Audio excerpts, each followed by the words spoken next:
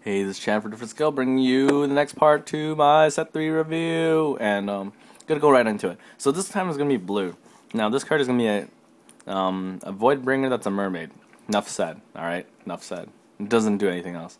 Start card once again. Going through all like the start cards.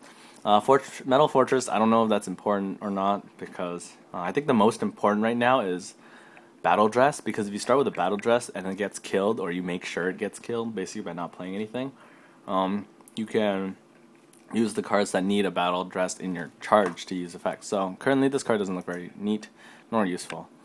Okay, Evaporation Machine, Evaporation. God damn it. These names are always so like this. Like Evaporation Machine, Evaporation. Like Erasure Machine, Erase. When this card appears, draw a card, select one card from your hand, return deck, and shuffle. That's pretty good. I like it.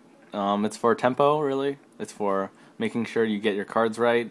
Definitely play this in a rush deck. 4.5k is kind of meh, but actually I played this in most decks, to be honest. Just to have an effect that does something like this is pretty neat, considering it's on a body. And it doesn't have to be Ignition, you can just play it. So, it's pretty good. It's a vanilla. I'd play it. Vanillas are hard to come by. Laser Blade Bennett's Touch. Oh, Battle Dress Heal Trigger. Yep, definitely play it. Yep, Battle Dress Life Recovery. Definitely play it. The thing I don't understand is how come these are common and the vanillas are rares, which is really awkward. Now I know this is really boring because you see a freaking ZX card here, so I might just try to stick something on the screen just so you guys have something to look at.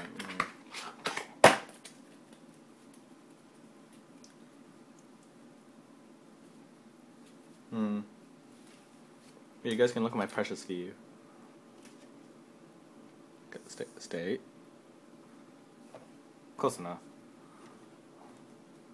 Yeah, see my view. Yeah, I like it. Anyways, you guys can look at that for the time being. 4 cost 6.5k mermaid vanilla. 4 cost vanillas are actually one of the worst vanillas because 4 cost is kind of that stage where you just don't have many. Like 4 costs are generally for events because most of the good events are 4 cost. And like 6.5k is kind of it's really meh in my opinion. It doesn't get a lot done. Like there's nothing that a 4.5 and a 5k can kill that 2 5ks really can't. There are, but then like 4 cost 6.5k vanillas generally feel the weakest because you want to either save mana on turn for 4 mana for a removal, or you're just gonna play another 3 cost because they're probably not playing those either. Unless they are, and then well, it's fine. They put in their player circle, so you don't have to worry about it yet. Probably because you killed them, killed their first guy. Put this card from trash. Put the top 2 cards in deck to trash. Okay, so it mills you. I mean, I see the plays of this. There's a card where if you have 25 or more cards with different names in your trash, you can shuffle away all of your opponent's cards. So yeah, I see the plays, but I don't think this is very good. No, it's also kind of low power, but it has to be because Oh, you're getting this one. This card comes in a trial deck. When this card destroys an opponent's ZX by Battle, which is battle, select an opponent's ZX with 3 or less cost and return to hand. Oh, that's actually pretty neat. Huh. My friend explained it to me a different way, but oh well, I trusted him. Oh, it's a Battle Dress. Oh, I might play this card. It's pretty neat. Bouncing things back to hand isn't very good in the sense if you have to play a card for it, but if it's on a creature effect, that's not actually too bad, so might play this card. It's pretty good, to be honest. 6.5k on a 5 cost body, it's not very amazing, so I don't think that there's a real point to playing it, but overall, I'll give it a link. It's okay. Dual Machine Duel, but of course. It's a combo card again. Let's see what it combos with. It combos green this time. When this card's in your resource, put into resource, and you have Honest no Dachi Hanaso in your resource, select an opponent's ZX and normal square and put it back to their hand. This is okay, but I'm sure the green one's probably better. You put the okay, never mind. They're both kind of bad. So I mean, when you put this card into resource, you bounce a card. I mean, I think the one that lets you draw a card is probably better because anything with the word draw a card is generally very good. I'm just saying, guys. Drill Machine boring. I could have sworn it would be Drill Machine Drill. When this card or Killer Machine, it's okay. The problem is cost 3 or less. It's like it means only Ignition, basically Ignition and like Voidbringers. When this card or a Killer Machine appears, you may select one of your ZX with 3 costs or less and return it to their hand. Now the thing about this is that this card gets value the turn you play it, and that's really important. If your cards don't get value on the turn you play it, it means that if they 1-for-1 removal it, it feels fine. But things like Fiu here, like Fiu, if you play it, you get a +1 or a +2, and then they 1-for-1 removal it, it doesn't feel bad because she already did what she's supposed to do. If she gets anything else done, that's even better. Once again, this card very good. The combo card with the Root of Evil as the Dakara. When this card put into your resource, draw a card. It is very good. This is a very powerful effect for something that you can just put into your resource. It's also a 5-cost 7.5. It's pretty good. Space Fortress Strontium. Evil Sea. When this card is sent in direct trash, this card's bad.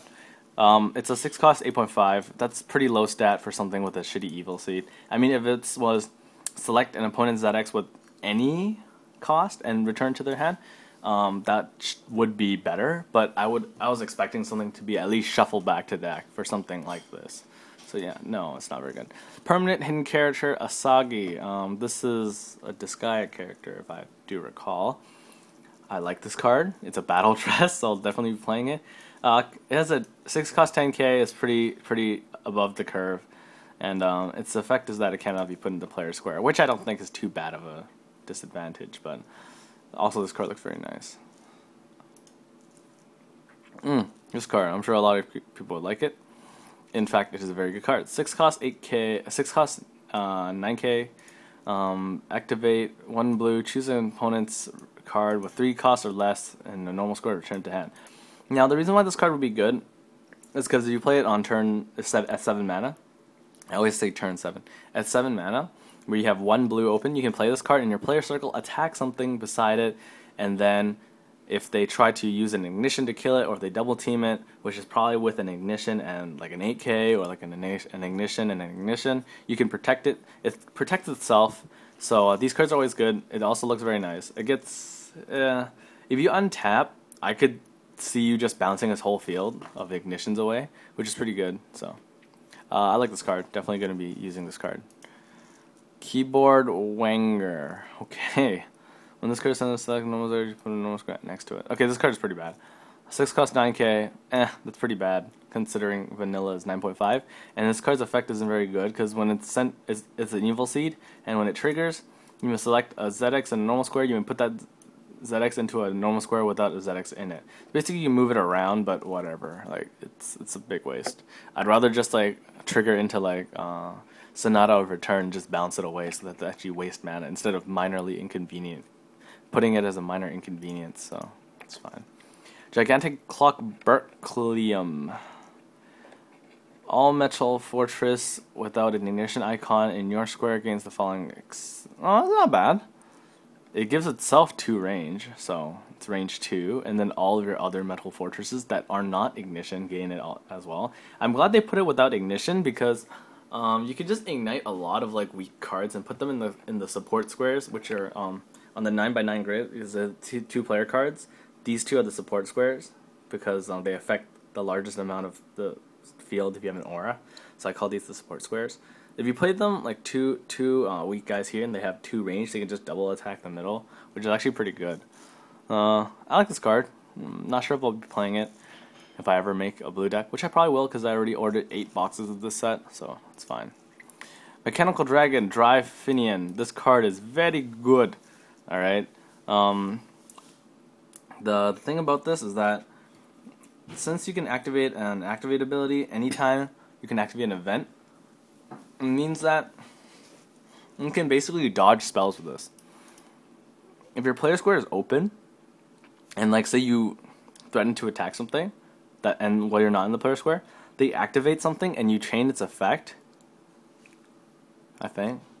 Wait, no, that's not how. I don't think that's how it works. No, I'm not sure. But if it, actually, I think the rules were that what happens first happens first. So I don't think this works that way, actually. Yeah, okay, never mind. This card's just neat. One blue, put this card into any ZX, into any square that is not your opponent's square. That has no other ZX on it. So at first I was thinking that you could use this card to like attack, and they go like, oh, ignite it, and then you can play one blue and move it back to your player square, so it's safe, because you cannot target the card in your player square with that card. But I think ZX is like what happens first happens first. I think that's how it works. So sorry, dude. Overall, 8K 11, 8 cost 11K. It's pretty neat. It's pretty good. It's pretty good. First type. Combat deployment. Draw 3 cards, select 2 cards from your hand, return them to the deck and shuffle. Graceful Charity. Hello. I like it. It's good. I definitely would play these in any sort of deck that needs... Actually, to be honest, any deck is good. First of all, it's a break even, and it just makes your hand so much better. This is like Brainstorm in Magic, except it costs 1 more mana, I guess you could say. Technically, it costs 0. Because you start with 2, but I won't get into that. This card's pretty good. Okay, moving on. Atria's Holiday. Look at the top 5 cards and return the deck in any order you like. The problem with this card is that this card is called... There's a card in Magic called Index that does the exact same thing. The problem with the one in Magic is that it didn't draw a card, and the problem in this one is that it also doesn't draw a card. And the bigger problem is it costs 3. Why does it cost 3? If it costed 1, maybe. But if it costs 3, no. Like, that costs way too much. I'm just gonna say. Just taking my medicine. Don't worry about it. Alright, now the last card that I think is one of the best cards in the set, Crimson Invasion. And of course, you see everyone's favorite character here, along in Soaring Racing Shot, but whatever. 4 cost event, select an opponent's ZX and normal square, return it to the deck, and shuffle. Good card is good. That is all I need to say. Good card is good. Now, I'm glad that blue is over, because I want to quickly get into green, because I'm actually very excited about green. So stay tuned, guys, for the next part, and what I'll be looking at, this time it will be white. See ya!